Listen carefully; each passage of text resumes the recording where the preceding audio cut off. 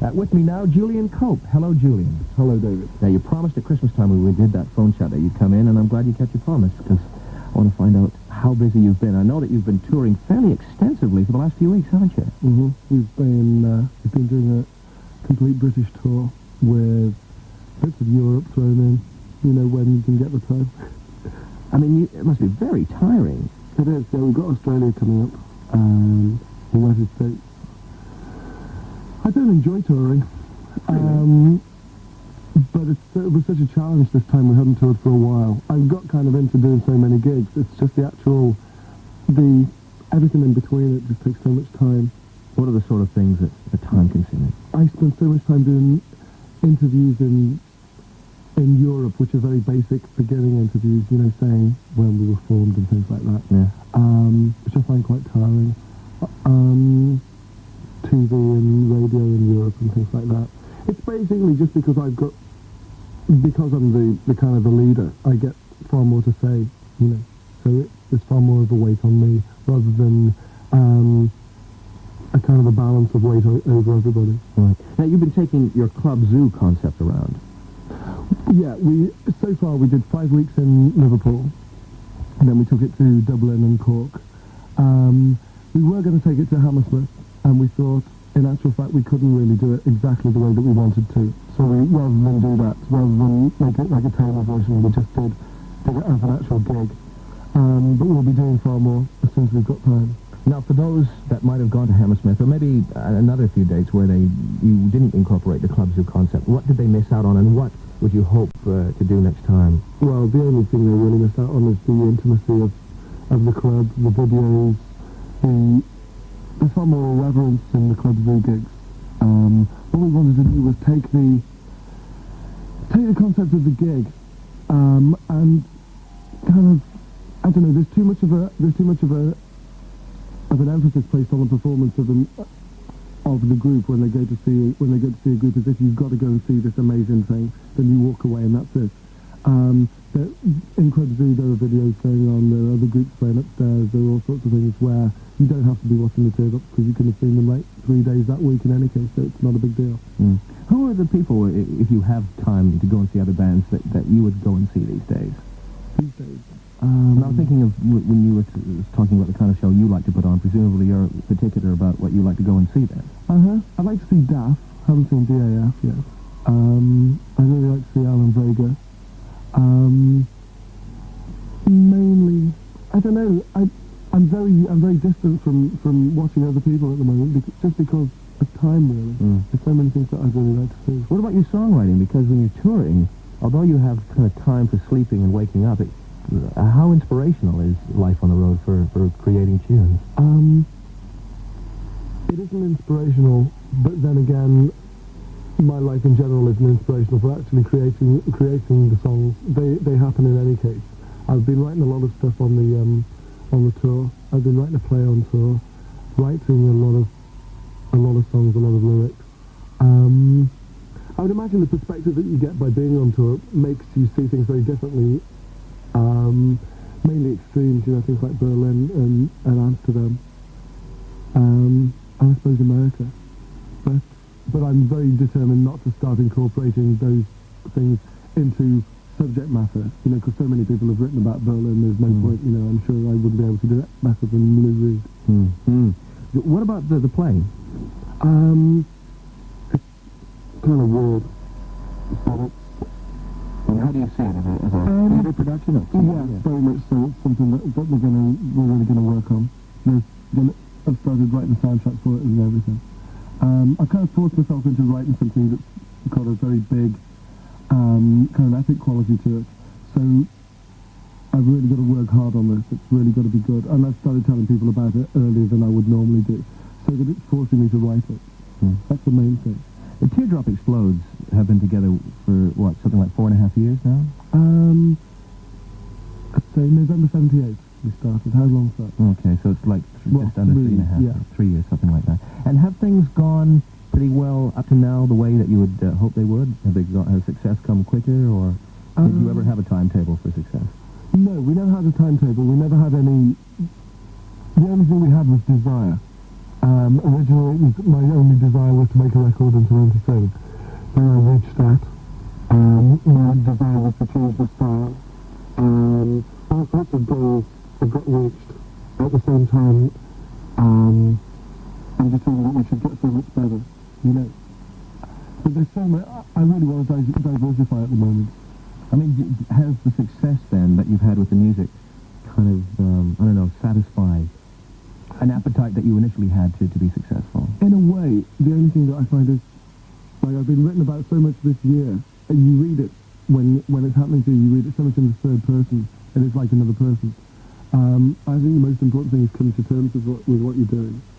I still haven't remotely struck a balance between the things the two important things, which is like pop music and complete weirdness. I want to have a balance between those two things, and we haven't really got that yet. We kind of got it close to it on the last album, but the last album didn't sell as well as it should have done. So in that case, we haven't struck the balance yet. Okay.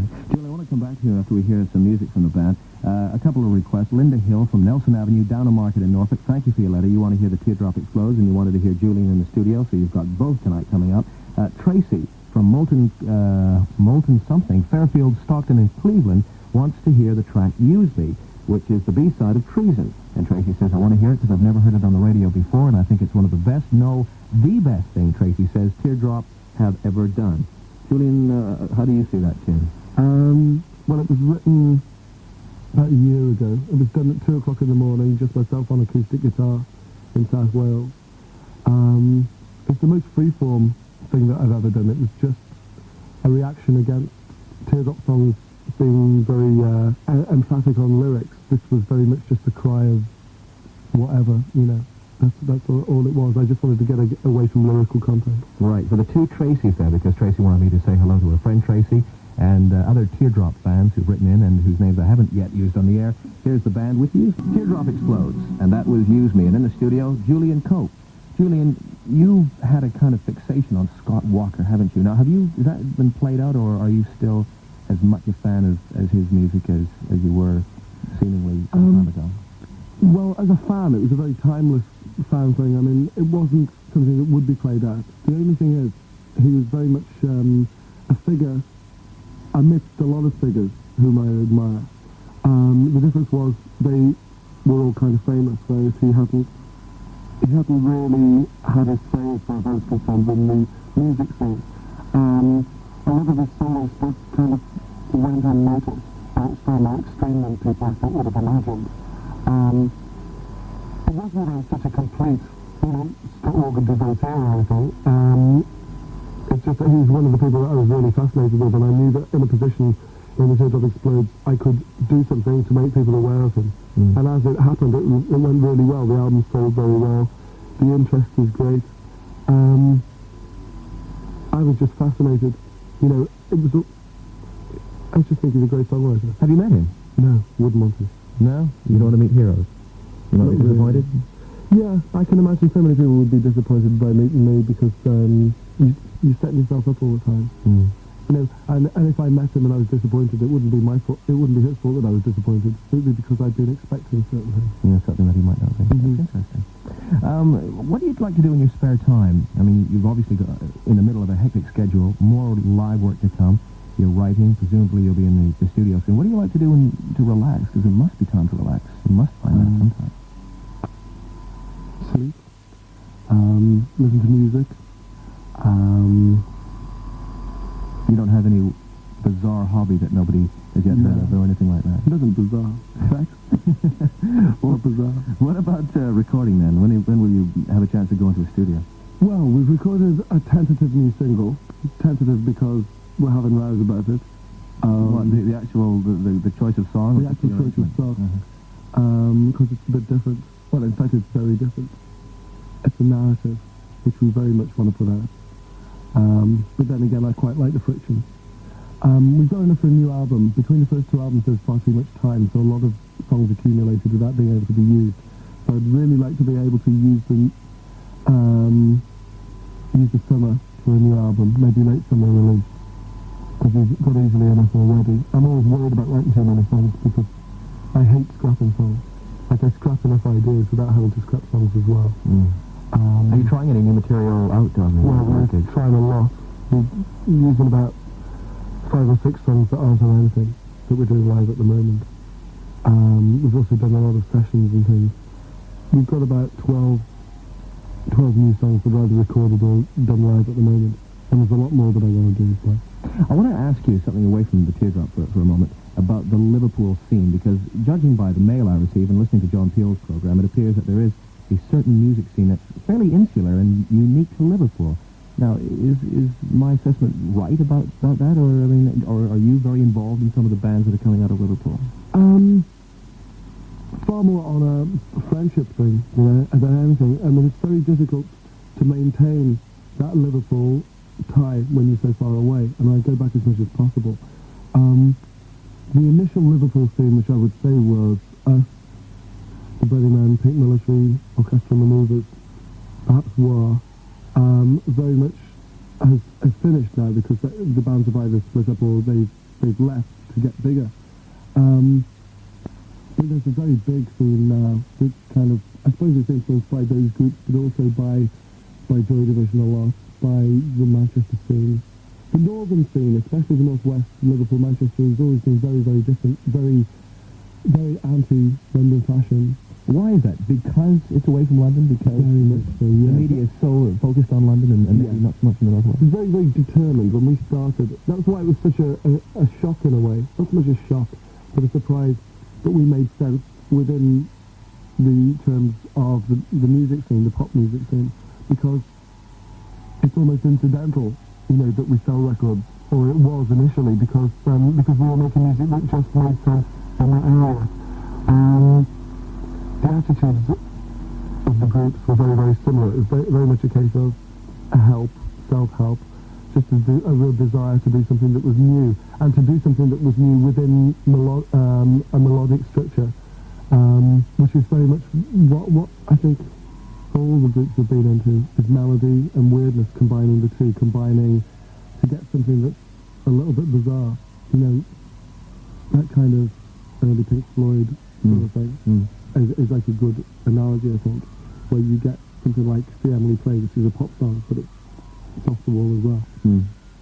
I want to play another bit of music now from the Wilder album, and this is Bent Out of Shape. This is one of our choices. Would it be one of yours from the album as well? Yeah, I think so, yeah. Let's hear it. The Teardrop Explodes, and that was Bent Out of Shape. Julian Cope is in the studio with me now. Julian, if I had to ask you to pick, say, a couple of your favorite songs from Teardrop Explodes, ones that you are really proud of, which songs would they be? Ones that say a lot about you, perhaps? I think The Great Dominions. Oh, that's interesting. That's probably my favorite of all. Really? It is, yeah. Oh, that's good. Yeah, that's the most special. That one, I think Tiny Children is pretty special. That whole album actually is very special because it was written sort of the middle of last year. And I suppose for feeling, for the kind of anticipation feeling, it's still got to be something like Reward or Treason. A very, very obvious song, because they were written at a time when we hadn't made it. But I love the kind of irony of Bless My Cotton Socks, I'm in the News, being the opening lyric of our first hit. It's kind of, it's so presumptuous, it's great. That's right. Well, at what point did you realize that you had made it? I suppose when we came back from America and Reward was number 6, that was it. It hit me. It was like watching another group. But then again, that was from that point of view, that was very much early 81. We're in a completely different position now. The music's very different. The music's not as immediate. And in a lot of ways, we're not as so obviously successful as we were. We've just done this tour, and it was a complete sellout, and I was actually a little bit dubious as to whether we still would be. But then again, as far as I'm concerned, I'm sure that I'll be going for a long while, and I would imagine the Teardrops will be going for quite a while. Do you ever see yourself maybe breaking away and doing more solo projects then? I think so, yeah. I think after a while, everybody's got a lot of ideas. You see, a lot of the Teardrops have got solo deals as well. There are a lot of things that I want to do. I've been offered things like acting and stuff, so I think I might want to do that. And writing as well. Like I've been intending to write, to put out a poetry book for a while, but I just haven't had time to actually finish it. So there's so many things that I really want to do. It's just a question of time. You know, you get this initial vision, and that initial vision kind of drives you into a real sort of hole in the ground in a way. You know, that's not to say that I don't love the turtle. It's just that it stops you doing so many things. Yeah, I can imagine. Well, I'll wish you luck, knowing full well that as determined as you are, you won't need it. And you're going off to Europe when? Because you've, or you just come back tomorrow. You're going off tomorrow? We've just come back and we're going off tomorrow. It's kind of confusing. It is. And when will you be next in the UK? We're coming back in 2 weeks to do 8 more British states. Right, all over the place. Yeah. Okay, well, good luck with those. Thanks for coming in tonight, Julian. Thanks a lot, David. Great.